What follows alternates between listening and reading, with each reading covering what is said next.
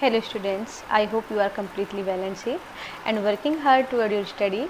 I am Rita Tomar, your English teacher. Today I am going to teach you how to write a central idea of a poem. So be attentive and learn perfectly. देखिए बच्चों, जैसे कि आप देख पा रहे हैं यहाँ पर जो मैं आज आपको सेंट्रल आइडिया लिखना सिखाऊंगी वो आपकी फर्स्ट पोएम का सेंट्रल आइडिया होगा जो मैंने आपको टीच कर दी है। और अब हम उसका सेंट्रल आइडिया लिखना सीखेंगे। देखिए बच्चों, सेंट्रल आइडिया टीच करने से पहले मैं आपसे रिक्वेस्ट करना चाहूँगी कि आप मेरे चैनल को सब्सक्राइब करें और वीडियोज़ को ज़्यादा से ज़्यादा लाइक करें, शेयर करें। अब सेंट्रल आइडिया की तरफ पढ़ते हैं। सबसे पहले मैं आपको बता दूँ कि सेंट्रल आइडिया होता क्या है। देखिए, सेंट्रल आइडिया होता है केंद्रीय विचार, कि जब पोएट किसी पोएम को लिख रहा था तो उसके दिमाग में चल क्या रहा था, उसने जो थीम ली है पोएम की वो क्यों ली है, क्या प्रेरणा देने के लिए ली है, इसी को अपने शब्दों में लिखना ही सेंट्रल आइडिया होता है। जैसे कि आपने द फाउंटेन पोएम को पढ़ा है तो उसमें पोएट क्या कह रहा है, उसने पहले तो लिया किसे है थीम के तौर पर, किसको थीम बनाया, फाउंटेन को बनाया है। उसने एक सिंबल यूज किया है फाउंटेन को, और थीम क्या थी उसकी, हमें प्रेरित करना, हमें समझाना कि जैसे फाउंटेन करता है हमें भी ऐसे ही करते रहना चाहिए, अपने कार्य में लगनशील रहना चाहिए। किसी विपदा से, किसी परेशानी से, किसी दुख से, किसी भी झंझट से हमें परेशान नहीं होना है, केवल कार्यरत रहना है, अपने काम में आगे बढ़ते जाना है, हर चीज़ को इग्नोर करना है। हर मौसम में जैसे फव्वारा अपना काम करता है हमें भी हर दुख सुख में एक जैसा ही रहना चाहिए, न दुख में घबराना चाहिए, न सुख में ज़्यादा प्रसन्न होना चाहिए। ये ही हमें पोएट जो है समझाने की कोशिश करता है इस पोएम के थ्रू। और किसको वो सामने रखता है समझाने के लिए, एक फव्वारे को रखता है, फाउंटेन को रखता है कि फव्वारे को देखो, वो नेचुरल है और वो ईश्वर ने बनाया है, वो ईश्वर की क्रिएशन है। तो उसको देखे, धूप आती है, रात आती है, तारे आते हैं, चांद आते हैं, जो भी आता है उसके आने से उसके ऊपर इफ़ेक्ट नहीं पड़ता। वे इसकी शोभा को बढ़ाते नहीं है या इसकी शोभा को घटाते नहीं है, ये अपनी शोभा को उनमें मिलाकर बढ़ा लेता है, उनके अनुसार ही अपने को ढाल लेता है।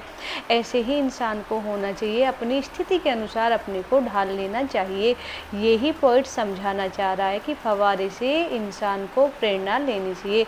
इंसान को उसने अपनी जगह रखा, कह के कि हे कंटिन्यूअस फुहारे, हे लगनशील फुहारे, मुझे भी अपना जैसा बना दो, मुझे भी अपने तरह ही तुम हर दुख से, हर परेशानी से दूर करके अपने कार्य में कार्यरत रहना सिखा दो, ये कह रहा है। तो पहले सेंट्रल आइडिया को पढ़ने से पहले मैं एक बार पोएम आपको दिखा देती हूँ।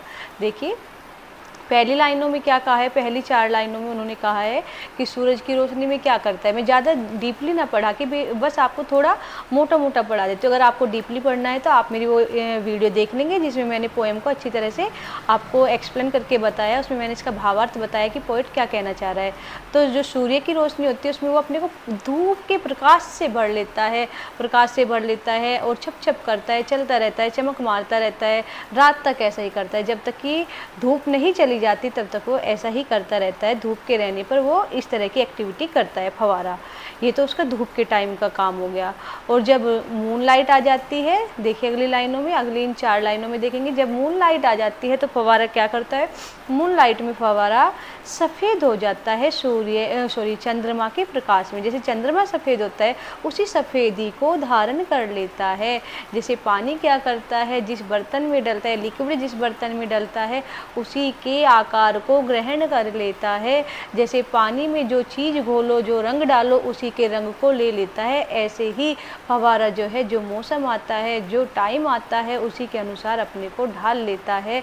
ऐसा ही इंसान को होना चाहिए। और क्या करता है वो चंद्रमा की रोशनी में, बिल्कुल बर्फ़ की तरह सफ़ेद हो जाता है, फूल की तरह लहराता है, और हवा जब उसको हिलाती है फव्वारे को तब वो फूल की तरह हिलता है। जैसे एक सफ़ेद रंग का फूल हिल रहा हो ऐसा वो चांद की रोशनी में लगता है। और जब तारे की रोशनी उसके ऊपर पड़ती है, चांद नहीं होता है बाई चांस, तो क्या होता है, तारों की रोशनी में वो क्या करता है, एक अलग ही बूंद बूंद सी में चलता है, अलग ही उसमें एक जो कहते हैं हम उसमें झिलमिलाहट होती है। और इतना जैसे कोई हंसते हुए ऐसे करता है, ऐसे करता है, ऐसे करता है, ऐसे ही झिलमिलाहट होती है। ऐसे लगता है कि जैसे फव्वारा हंस रहा हो, मुस्कुरा रहा हो। तो न चंद्रमा की रोशनी उसे परेशान कर पा रही है, न सूर्य की, ना ही तारों की। और आगे क्या कह रहे कि कि जो ये होता है फव्वारा, अगली लाइनों में इनमें देखिए, फव्वारा जो होता है वो सदा ही मोशन में रहता है, गति में रहता है, चलता रहता है, खुश रहता है, हमेशा खुश रहता है, उल्लासित रहता है और हमेशा ऊपर की ओर चढ़ता रहता है, ऊपर की ओर चढ़ता रहता है, ऊपर की ओर, कभी नहीं थकता कि वो थक जाओ थोड़ा रेस्ट कर लूँ, नहीं, वो हमेशा चलता रहता है, एक ऊपर एक ऊंचाई पाने की कोशिश करता है, एक बुलंदी पाने की कोशिश करता है। ऐसे ही इंसान को होना चाहिए, उसे कुछ अच्छा पाने की कोशिश अपने जीवन में करनी चाहिए, जैसे फव्वारा करता है।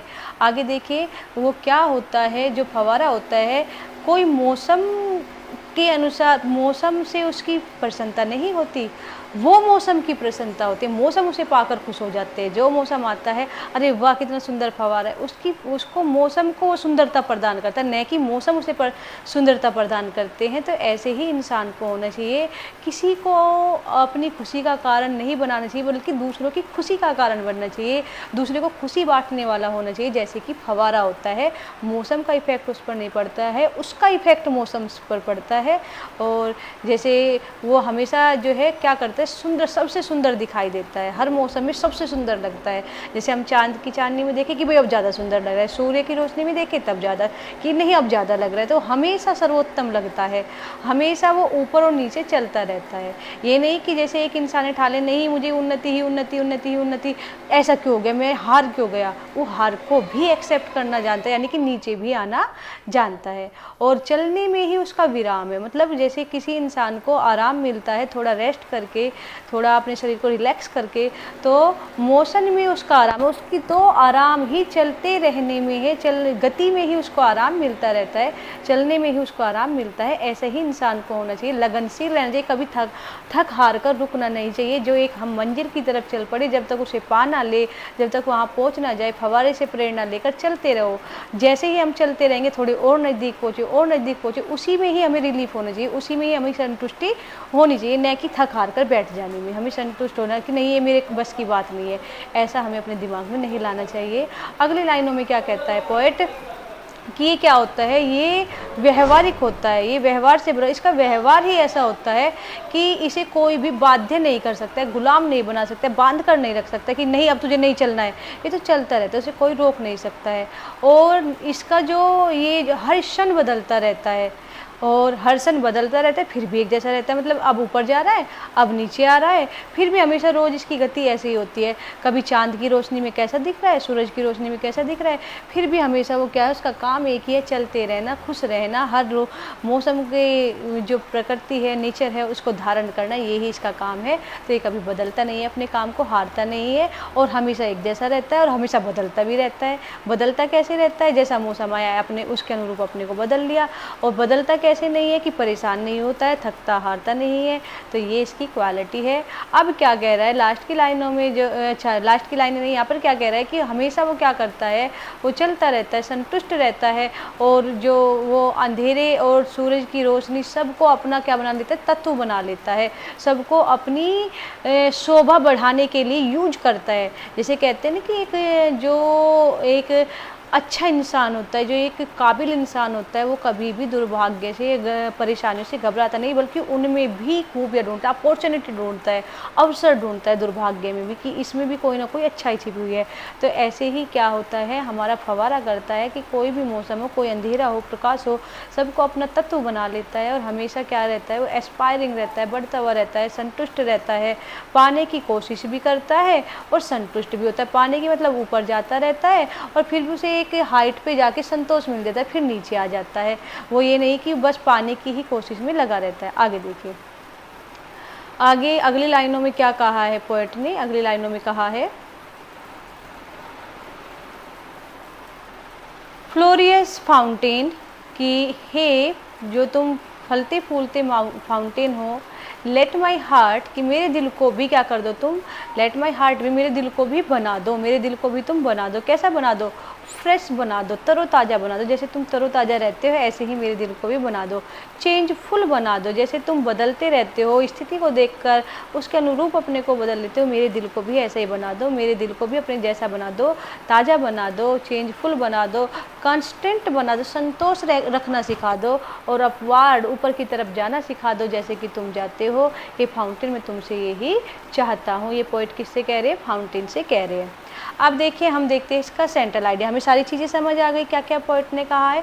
मौसम के बारे में बात की है, दिन रात, सूरज की रोशनी, चांद की रोशनी और तारों की रोशनी, और हर तरह से किसी चीज़ से घबराता नहीं है। तो ये सारी चीज़ें इसने कही। इसी को हम सेंट्रल आइडिया में शॉर्ट में बताएंगे कि पोएट क्या कहना चाह रहा है, क्यों कहना चाह रहा है। देखिए, तो सबसे पहले मैं हिंदी में आपको दिखा देती हूँ इसको। देखिए, मनुष्य को फव्वारे से क्या करनी चाहिए, पोएट के अनुसार है ये बातें। मनुष्य को फव्वारे से क्या करनी चाहिए, प्रेरणा लेनी चाहिए। ये बच्चों सेंट्रल आइडिया है जो हम अपने शब्दों में कह रहे हैं कि पोएम में पोएट कहना क्या चाह रहा है। इसी को हम सेंट्रल आइडिया बोलते हैं और इसे अब हम अपने शब्दों में लिख रहे हैं, जैसे आप एसेज लिखते हैं, ठीक है, इस तरह से। हाँ, आपके विचार क्या है इस पोएम के बारे में, पोएट की बात क्या लगती है आपको कि पोएट के मन में चल क्या रहा था, है ना।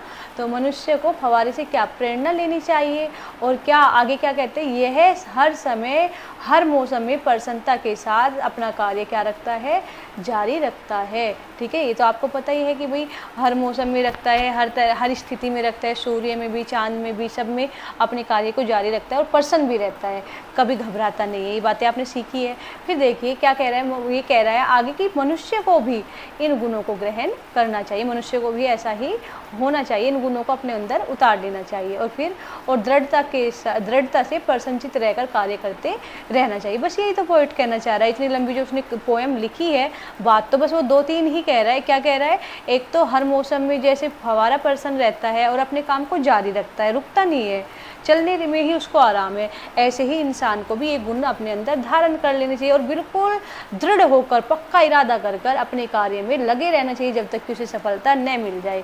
यही इस पोएम के साथ पोएट कहना चाह रहा है कि फाउंटेन जो पोएम है, फव्वारा जो पोएम है, फव्वारे को सिंबल यूज करके, एज ए सिंबल यूज करके पोएट यही सिखाना चाह रहे हैं। तो अब हम इसे इंग्लिश में देख लेंगे एक बार। देखिए बच्चों, man should take inspiration from a fountain. इंसान को क्या चाहिए, एक फव्वारे से प्रेरणा लेनी चाहिए।